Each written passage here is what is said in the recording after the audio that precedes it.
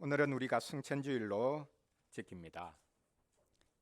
부활하신 예수 그리스도께서 40일 동안 이 땅에 계시다가 하늘에 오르셨습니다. 그리스도께서 오르신 하늘은 어디일까요? 그것보다 먼저 우리가 물어야 할 것은 왜 하늘로 올라가셨는가 하는 것입니다. 제자들을 떠나신 것이 아닙니까? 제자들을 버리고 가신 것이 아닙니까? 이 세상이 지긋지긋해서 이 땅을 떠나버린 것입니까? 오늘 승천주일에 우리는 예수 그리스도께서 하늘에 오르신 것이 무엇을 의미하는지 살펴보기를 원합니다. 이 승천은 부활과 성령 강림 사이에 끼어 있습니다. 한국교회는 부활해서 바로 성령 강림으로 뛰어버립니다. 그런데 이 승천이 부활과 성령 강림 사이를 연결해 주고 있습니다. 부활은 승천으로 이어지고 승천은 성령 강림으로 이어집니다. 승천이 빠지면 부활이 막연해지는 것이고 또 승천이 없으면 성령 강림도 없는 것이기 때문에 승천이 중요한 것이지요. 그리스도께서는 원래 계셨던 그곳으로 돌아가셨습니다.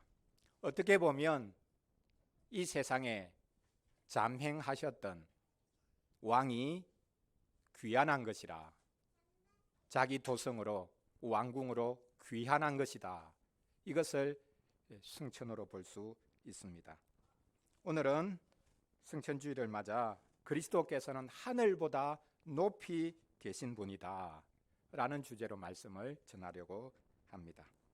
오늘 말씀에 보면 세 가지를 말씀하고 있습니다. 첫째로 그리스도는 죄인을 떠나 계신 분이다 라고 말씀합니다.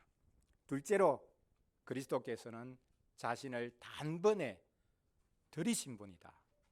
그 결과로 이제 하늘에 오르실 수 있었다, 이렇게 말씀합니다. 마지막 세 번째로 그리스도께서 하늘에 오르신 것은 그리스도께서 영원히 온전한 분이 되셨다라는 것을 보여주는 것이다 라는 것을 말씀하고 있습니다. 즉 오늘 본문이 그리스도의 승천이 무엇을 의미하는가라는 것을 세 가지로 우리에게 보여주고 있습니다. 그리스도는 죄인을 떠나 계신 분, 그리스도는 자신을 단번에 들이신 분, 그리스도는 영원히 온전하게 되신 분, 이것이 바로 승천이 우리에게 말하고자 하는 것이라고 오늘 본문이 우리에게 보여주고 있습니다. 첫째로 그리스도는 죄인을 떠나 계신 분이다 라는 것을 살펴보겠습니다. 오늘 본문은 우리에게 합당한 대제사장이 어떤 분인지를 소개하는 말씀입니다. 구약시대 대제사장이 있었습니다. 하나님께서 하나님과 주의 백성 사이에 이 제사장을 세워 주셨습니다. 무엇 때문입니까? 중보자로 세워 주신 것이죠. 하나님의 백성을 위해 제사 드려줌으로 말미암아 이제 하나님의 백성이 하나님께로 갈 수 있도록 하나님께서 세워 주신 중보자, 그들이 제사장입니다. 선지자의 역할은 정반대지요. 선지자는 하나님께서 자기 백성에게 나아가시기 위해서 세운 직분이고, 제사장은 하나님의 백성이 하나님께 나아가기 위해서, 올라가기 위해서 세운 직분입니다. 방향이 정반대죠. 선지자는 위에서부터 아래로 내려오는 직분이고, 제사장은 아래에서부터 위로 올라가는 직분입니다.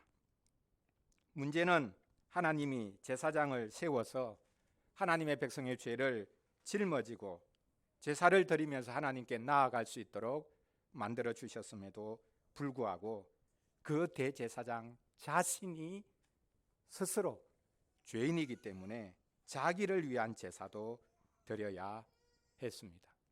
그래서 종종 자기 자신을 위해서도 속죄제를 드려야 하는 이들이 제사장이었습니다. 그런데 오늘 본문에 보니 그리스도께서는 대제사장과 이 땅에서 활동했던, 이 땅에서 직분자로 살았던 대제사장과도 다르다라고 말씀합니다. 어떻게 다릅니까? 이 땅의 대제사장은 자기를 위해서도 제사를 드려야 했지만 그리스도는 자기 죄를 위해서 제사 드릴 필요가 없는 분이었다. 그분은 거룩한 분이었다라고 말씀합니다. 본문 26절을 보십시오. 이 땅의 제사장들과 비교하기 위해서 언급하죠. 그리스도는 거룩하다. 그리스도는 악이 없다. 그리스도는 더러움이 없다. 그리스도는 죄인에게서 떠나 계신다 라고 말씀합니다. 자, 한번 생각해 보십시오. 내가 누구보다 거룩하다. 나는 악이 없고 더러움이 없다. 이렇게 생각하는 사람의 행태는 어떠합니까? 다른 사람과 자신을 구분시키죠. 나는 이렇게 거룩하고 나는 이렇게 죄도 없고 더러움도 없는데 어떻게 죄인을 가까이 하냐? 당신들 죄인 아니냐? 거룩하면 거룩할수록 죄와 악이 없다고 더러움이 없다고 생각하는 사람일수록 다른 사람과의 거리를 띄울 수밖에 없는 것이죠.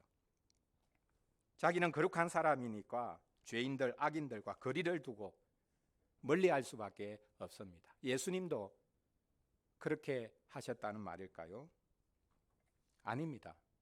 예수님의 지상생애를 보십시오. 그리스도께서는 늘 죄인들을 가까이 하셨습니다. 그래서 유대 종교 지도자들은 예수님을 향해서 계속 욕하죠. 뭐라고 욕합니까? 예수님이 세리와 죄인의 친구다.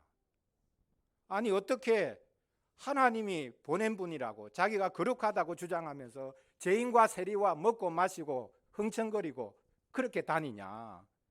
세리와 죄인의 친구다. 이렇게 조롱을 했던 것을 볼 수 있습니다. 예수님은 죄가 없는 분이었음에도 불구하고 죄인들을 누구보다 가까이 하셨습니다. 우리는 정반대죠. 우리는 죄가 없지 않음에도 불구하고 또 나보다 더 죄인이라고 하는 사람들과 늘 거리를 두면서 자기의 의로움을 자랑합니다.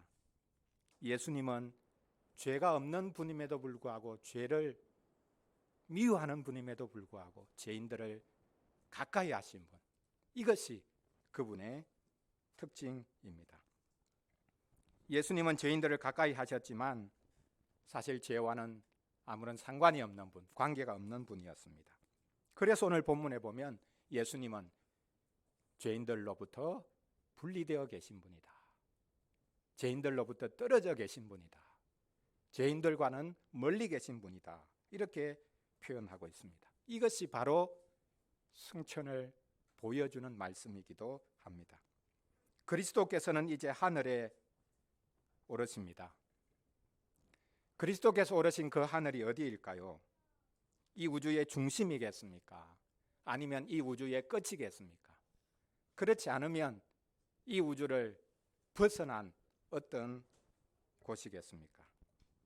오늘 본문에서는 그리스도께서 하늘에 오르셨다 그렇게 말씀하는 것을 넘어서 그리스도께서는 하늘보다 높이 되신 분이다 이렇게 말씀하고 있습니다.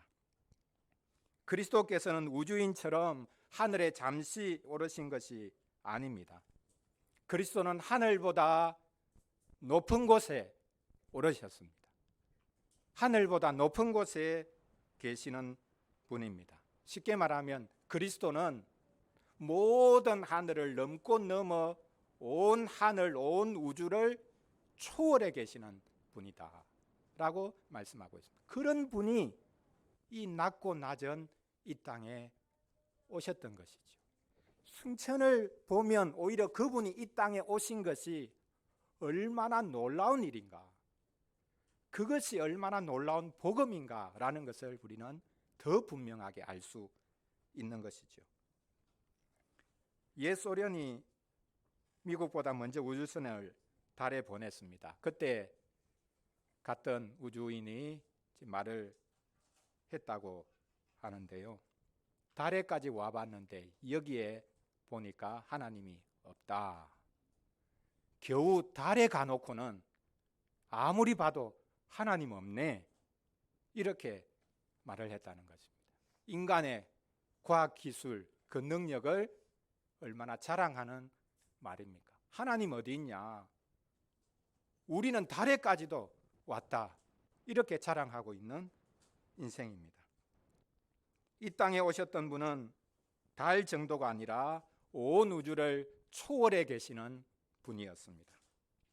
기독교의 복음은 바로 그렇게 하늘보다 높은 곳에 계신 분, 하늘보다 더 높은 곳에 계셔서 다스리던 그분이 낮고 낮은 이 땅으로 오셨다는 것입니다. 하늘보다 높으신 분이 이 땅에 오셔서 낮고 낮은 우리를 가까이 하시고 우리 자리에 서시고 우리를 건져주시고 이제는 마침내 우리가 하늘을 볼 수 있도록 해 주셨습니다. 그리스도의 성천은 그분이 이 땅에 오신 것을 보여주면서 동시에 그분은 원래 모든 하늘보다 높은 곳에 계셨던 분이고 바로 그 자리로 돌아가신 것이다 라는 것을 우리에게 보여주고 있습니다. 둘째로 그리스도의 승천은 그분이 이 땅 위에서 하신 일을 아주 분명하게 보여주고 있습니다. 그것은 그리스도께서 단번에 자기를 드리셨다는 것입니다. 그리스도는 온 우주를 초월해 계십니다. 그런데 그렇게 높으신 분이 이 땅에 오셨습니다. 무엇을 위해 오셨습니까? 자기를 떠받들라고 오신 것이 아닙니다. 우리를 섬기기 위해서 오셨습니다. 그분의 삶을 한마디로 말하면 우리 교회가 자주 말하듯이 집사로 섬기기 위해서 오셨습니다. 왕으로 대접받기 위해서 오신 것이 아니라 집사로 섬기기 위해서 그리스도는 이 땅에 오셨습니다. 웨스트민스터 대교리 문답에 보면 그리스도의 삶을 낮아지심과 높아지심으로 질문하고 답하는 것을 볼 수 있습니다. 46문에 보면요, 그리스도의 낮아지심의 상태는 무엇입니까? 라고 묻고는 이렇게 답을 합니다. 그리스도의 낮아지심의 상태는 그분이 잉태되시고 탄생하시고 사시다가 죽으시고 죽으신 후 부활하시기까지 우리를 위하여 자기의 영광을 스스로 비우시고 종의 형체를 취하여 비천한 형편에 처하신 것입니다. 그리스도는 하나님이시지만 하나님이시라는 것을 주장하지 않으시고 종이 되시고 죽을 사람의 몸을 입고 이 땅에 오셔서 자기를 가장 비천한 자리에 두셨다. 이것이 그리스도의 낮아지심이라고 대교리 문답에서는 고백하고 있습니다. 그러면서 금방 여기서 언급한 잉태, 탄생, 삶, 죽으심, 그리고 우리 사도신경에서 우리말로는 번역되어 있지 않지만 지옥에까지 내려가심, 그것이 하나하나 단계 계속해서 낮아지시는 것이다 라고 그 하나하나를 그 낮아지심이 도대체 무엇인가 라는 것을 질문하고 답합니다. 계속해서 자기를 어떻게 낮추셨냐고 반복해서 말을 하고 그리스도는 그렇게 자신을 계속해서 낮추셨다고 답을 하고 있습니다. 이렇게 자기를 계속해서 낮추신 이유가 무엇입니까? 그것은 우리 자리에 서시기 위함. 우리 자리에 서시기 위해서 그리스도는 낮아지셨습니다. 누가 강제로 낮춘 것이 아닙니다. 그리스도께서는 스스로 자기를 낮추셨습니다. 우리를 위해서 자기를 온전히 내어 던지셨습니다. 오늘 본문 27절을 보십시오. 이 그리스도를 구약시대 제사장과 비교하죠. 제사장은 하나님의 백성을 위해 제사 드리는 사람이지만 자기를 위해서도 먼저 제사 드려야 했습니다. 먼저 자기 죄를 위하고 다음에 백성의 죄를 위하여 날마다 제사 드렸다. 이것이 구약시대 제사장들이 하는 일이었다고 말씀하고 있습니다. 날마다 제사 드렸다. 자기를 위해서도 그렇고 백성들을 위해서도 그렇고 계속해서 끊임없이 제사를 드리고 끊임없이 반복해서 제사 드리는 일을 제사장들이 했습니다. 그런데 그리스도께서는 날마다가 아니라 단번에 자기를 드리셨습니다. 그리스도께서는 이것저것 따지지 않고 자기를 온전히 내어놓으십니다. 자기를 온전히 던져버리십니다. 그럼 던진다라는 말하면 생각나는 이제 사건이 있을 것입니다. 예수님이 공생의 사역 시작하시기 전에 마귀가 예수님을 시험하죠. 예수님이 이제 광야에서 시험을 받으셨는데 둘째 시험에 보면 마귀가 예수님을 어디로 데리고 갑니다. 어디로 데려갑니까? 성전 꼭대기로 데려가죠. 그리고는 성전 꼭대기에 딱 세우고는 뛰어내리라. 시편 말씀에 보면 천사들이 딱 안전하게 받쳐줄 거다. 그거 믿고 뛰어내려라.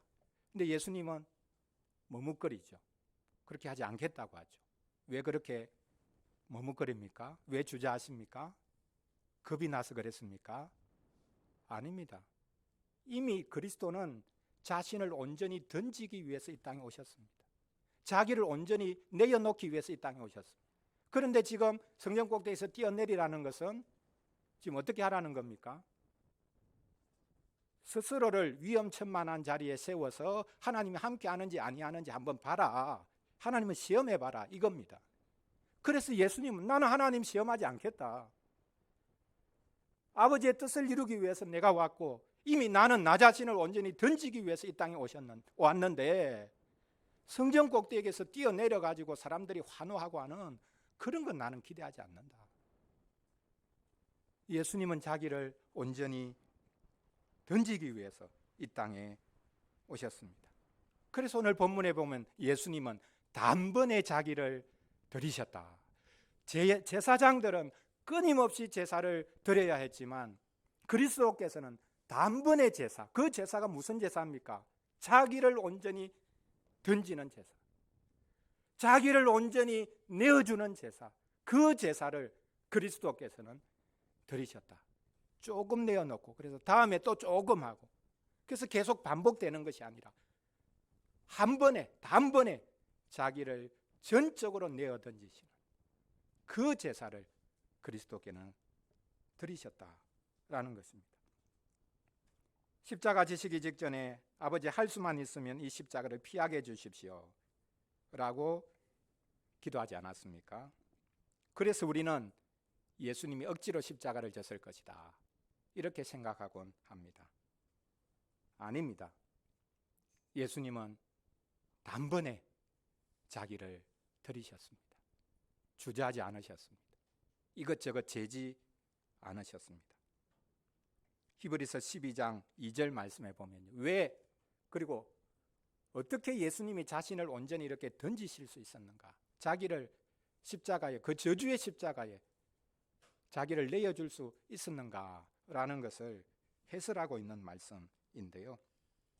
여러분 오늘 7장이니까 조금 뒤로 넘어가서 히브리서 12장 2절을 한번 보겠습니다. 히브리서 12장 2절입니다.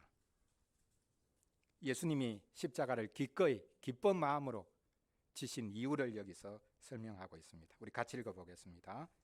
믿음의 주요 또 온전하게 하시는 이인 예수를 바라보자.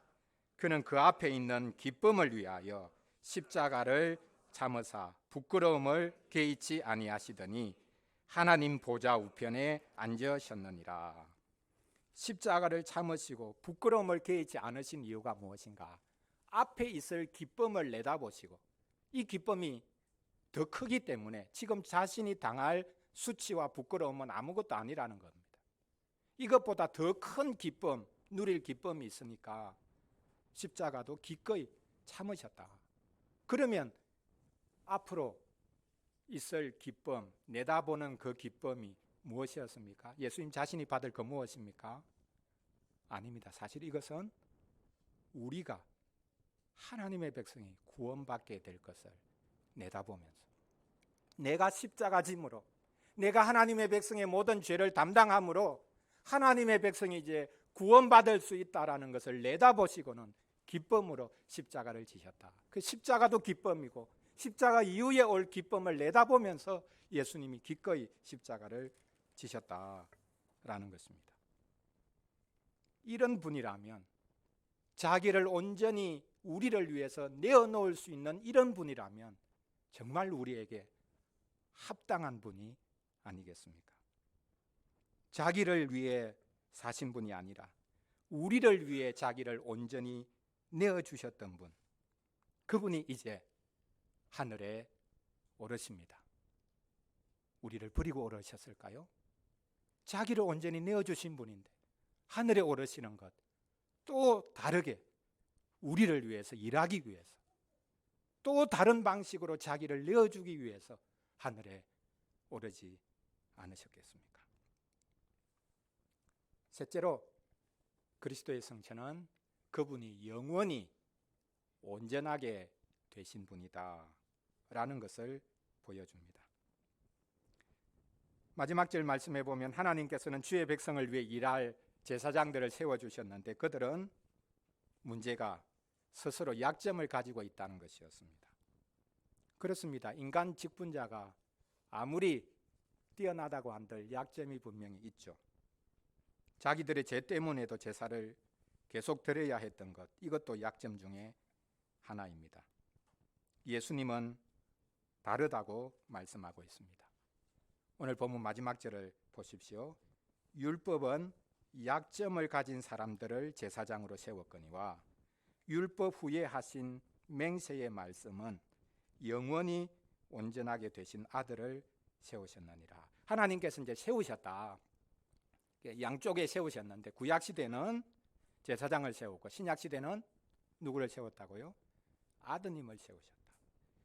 제사장과 아드님이 지금 비교되고 있죠. 그리고 또 다른 비교는 제사장은 약점을 가진 제사장이었고 그러나 아드님은 영원히 온전하게 되신 아드님이다.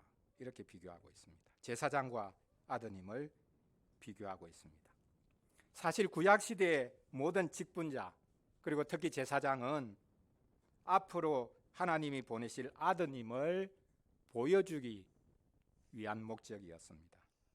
제사장은 하나님께서 보내실 아드님을 미리 보여주는 존재였습니다.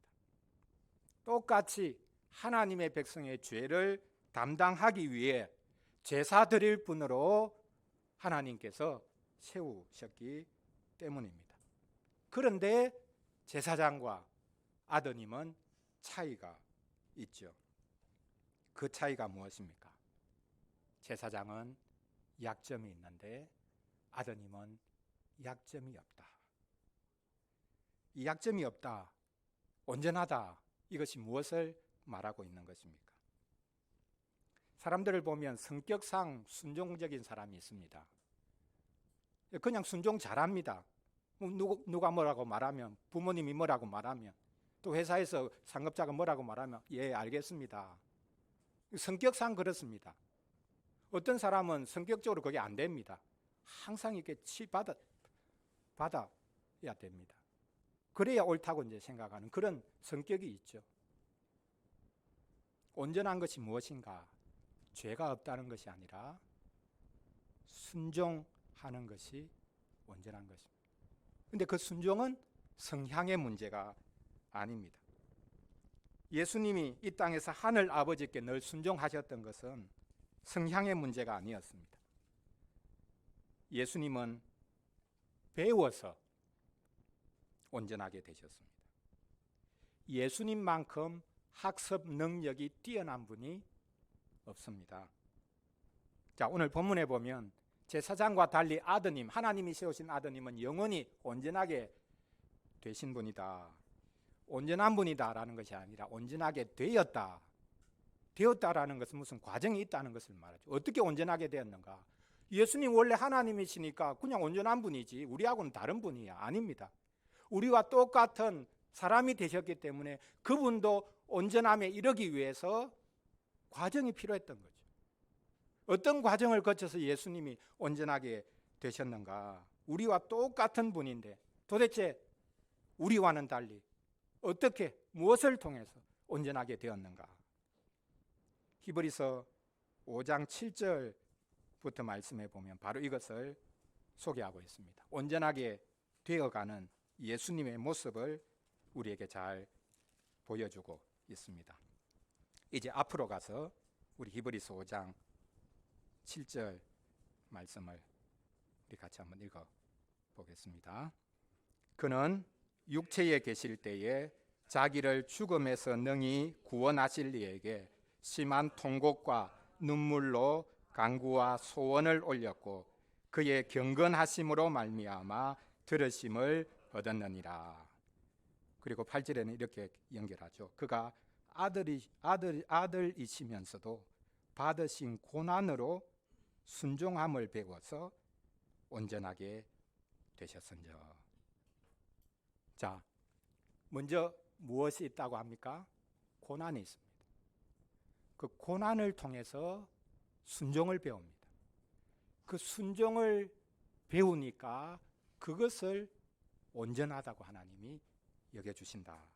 이렇게 말씀하고 있습니다. 그렇습니다. 예수님은 고난을 통해 온전하게 되셨습니다. 예수님은 순종을 통해 온전하게 되셨습니다. 고난이 없이는 순종이 없습니다. 성향의 문제가 아니라고 말씀드렸죠. 순종은 성향의 문제가 아니라 하나님이 고난을 통해서 우리를 단련하시고 하나님께 순종하는 사람으로 만들어 가십니다. 우리는 고난을 피하려고 하는데 고난이 있어야 하나님을 찾게 되고 고난이 있어야 하나님의 뜻을 묻게 됩니다. 그래서 고난이 순종을 이끈다. 고난이 순종을 만들어낸다. 그렇게 말씀하고 있습니다. 하는 일이 잘 되면 내 뜻대로 살려고 하겠죠. 순종을 배울 기회를 날려버리는 것입니다. 고난을 통해 순종을 배우면 하나님께서는 온전하다 이렇게 보십니다. 죄 없다는 말이 아니라 고난을 통해 순종하게 되면 하나님이 온전하다고 보십니다. 여기서 말하는 순종은 목사 말에 무조건 순종하는 것을 말하지 않습니다. 하나님의 말씀, 하나님의 율법에 순종하는 것을 말합니다. 내 뜻을 꺾고 내 욕망을 내려놓고 주님의 말씀에 순종하면 하나님께서는 온전하다고 보십니다. 우리가 이 연결 과정을 잘 보아야 합니다. 부활과 승천과 성령 강림이 이렇게 자연스럽게 연결되어 있듯이 고난과 순종과 온전함이 연결이 되어 있습니다. 고난이 있어야 순종을 배울 수 있고 순종하는 것이 온전하게 되는 것입니다. 예수님도 우리와 마찬가지였습니다. 예수님도 고난을 통해서 순종을 배웠습니다. 여기 7절에서 언급한 것, 육체에 계실 때 자기를 죽음에서 능히 구원하실 이에게 심한 통곡과 눈물과 간구와 소원을 올렸다. 이것의 대표적인 사건이 뭡니까? 예수님이 언제 통곡했는가?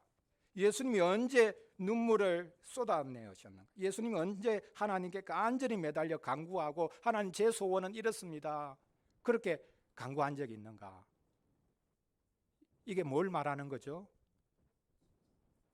이게 십자가 지시기 직전에 하나님께 부르짖은 것 아니에요. 하나님 할 수만 있으면 이 잔, 이 고난의 잔, 고통의 잔, 진노의 잔 지나가게 해주십시오. 고난을 피하겠다는 게 아니죠. 의로운 영혼이 당하는 가장 끔찍한 고통이죠. 우리는 이런 기도를 사실 드릴 수 없습니다. 왜? 우리는 같은 죄인이니까 쉽게 하나님 앞에 말을 하지만 예수님은 죄가 없는 분이기 때문에 온통 죄를 뒤집어 쓰셔야 되니까 이 잔 좀 지나가게 해주십시오. 그러나 제 뜻대로 마시고 아버지의 뜻이 이루어지기를 원합니다. 그렇게 기도하시고는 십자가를 지셨지 않습니까? 예수님은 고난을 통해 순종을 배우셨고 그 순종을 통해 영원히 온전하게 되셨습니다. 그러므로 그리스도의 승천이야말로 바로 이렇게 우리를 위해서 온전하게 되셨다라는 것을 증거하는 사건입니다. 그리스도의 승천은 또한 우리가 그리스도를 통해 하나님께 나아갈 수 있고 하나님 앞에서 온전할 수 있는 사람이 될 수 있다는 것을 보여주고 있습니다.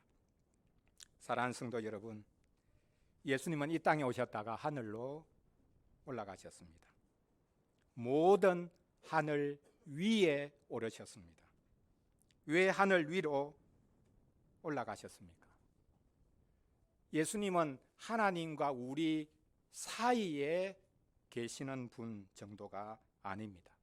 예수님은 양쪽에 다 계십니다.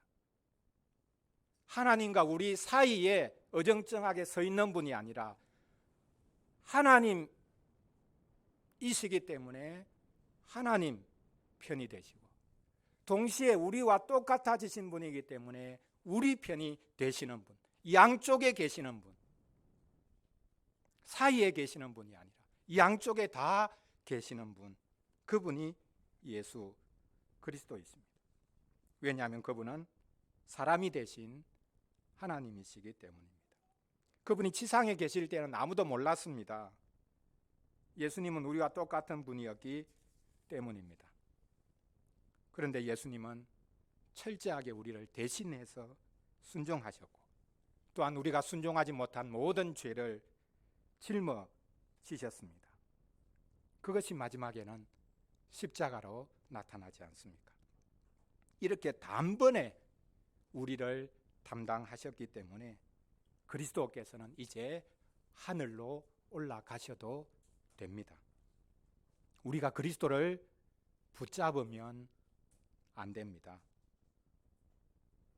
그리스도를 붙잡고서 제발 우리와 같이 계셔 주십시오 이렇게 한다면 그것이 무엇을 말하는 것입니까?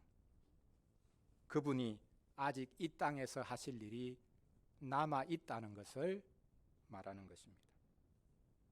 그분이 아직 온전하게 단번에 우리를 담당하지 못하셨다라고 말하는 것과 다를 바가 없습니다. 그리스도께서 하늘에 오르신 것은 이 땅에서 그분이 우리 자리에 서셔서 단번에 우리를 대신하시고 우리를 위해서 자기를 드리셨다라는 것을, 그래서 하나님이 그것을 기쁘게 받으셨다라는 것을 보여주는 것입니다. 그분이 하늘에 오르신 것을 보니 그분이 단번에 자기를 드리셨다는 것을 알 수 있습니다. 그러므로 이제 우리는 더 이상 다른 분을 기다릴 이유가 없습니다. 여러분, 사는 것이 힘들면 종종 정치 지도자들 중에 영웅과 같은 사람들을 기다리죠. 이 땅의 문제를 해결할 영웅을 사람들은 기다립니다. 그러나 우리가 기다리는 영웅은 반드시 사람들을 억압할 수밖에 없습니다. 그리스도는 다른 분입니다. 그리스도는 단번에 자기를 드리시고 그리고 우리를 끌고 하나님께로 인도하셨습니다. 그러므로 승천은 그분 혼자만의 승천이 아니라 우리를 품고 하늘로 가신 것입니다. 우리가 함께 그분과 더불어 하늘에 올라간 것입니다. 이제 우리는 승천으로 말미암아 그리스도와 함께 하늘을 누리며 살 수 있는 복을 받게 되었습니다. 이 승천주일에 크게 기뻐하시기를 바랍니다. 기도하겠습니다. 오늘 승천주일입니다. 우리 같이 감사하는 기도를 우리가 드리기를 원합니다. 예수님 어디 계십니까? 한 번이라도 예수님 보고 싶은데요. 이게 우리의 욕심이죠. 그러나 이 땅에서 일이 마무리가 되었습니다. 그래서 하늘에 오르셨습니다. 그러니까 승천이 복입니다. 이미 온전히 이루셨습니다. 남아있는 일이 없습니다. 예수님이 새롭게 오셔야 될 것도 아니죠. 우리를 구원하시는 그 일을 온전히 이루셨습니다. 이제 그것을 적용하기 위해서, 우리가 실제로 누리기 위해서 하늘에 오르셔서 이제 다음 주일 성령 강림절처럼 성령을 보내어 주시는데, 승천이 얼마나 놀라운 복음인가, 복된 소식인가. 이제 더 이상 우리가 해야 할 일이, 남아있는 일이 없다. 우리가 보태서 우리의 구원을 이룰 이유가 없고 그리스도께서 온전히 이루셨다. 이것을 우리에게 보여주는 것이 승천이기 때문에, 승천은 떠나감이 아니라 주님의 구원사역의 완성이요, 또 새로운 방식으로 우리에게 찾아오시는 것임을 생각하면서 크게 기뻐하고 우리 감사해야 하겠습니다. 우리 같이 잠시 기도하겠습니다.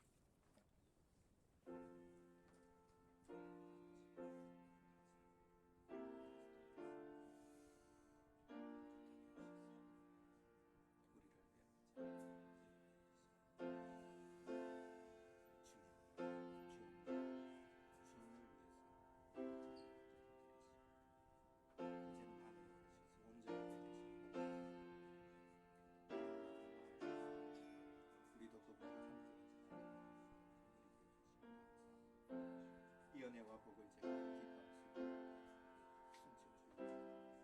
그리스도께서 이 땅에 계시지 않고 하늘에 오르신 것이 무엇을 의미하는지 저희들이 분명하게 깨닫고 감사하고 주님의 이름으로 크게 기뻐하면서 이 땅을 살아가도록 도와주옵소서. 우리가 홀로 버려진 것이, 공화와 같이 우리를 버려두신 것이 아니라 우리가 함께하기 위해서 하늘에 오르신 새로운 방식으로 우리와 함께 성령 부여주시기 위해서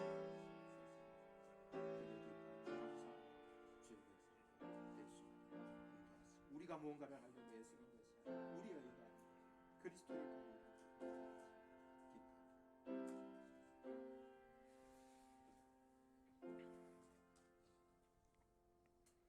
하나님 아버지, 그리스도께서는 구질구질한 이 땅을 떠나 하늘로 가버리셨습니다.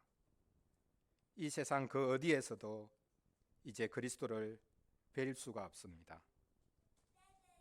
그리스도께서 이렇게 하늘에 오르신 것은 이 땅을 버리신 것이 아님을 알게 하여 주옵소서. 이 땅을 품기 위해, 우리를 위해 일하시려고 하늘에 오르셨습니다. 홀로 오르신 것이 아니라 저희를 품고 오르셨습니다. 저희가 그리스도의 승천을 슬퍼하지 않게 하시고 오히려 기뻐하게 하여 주옵소서.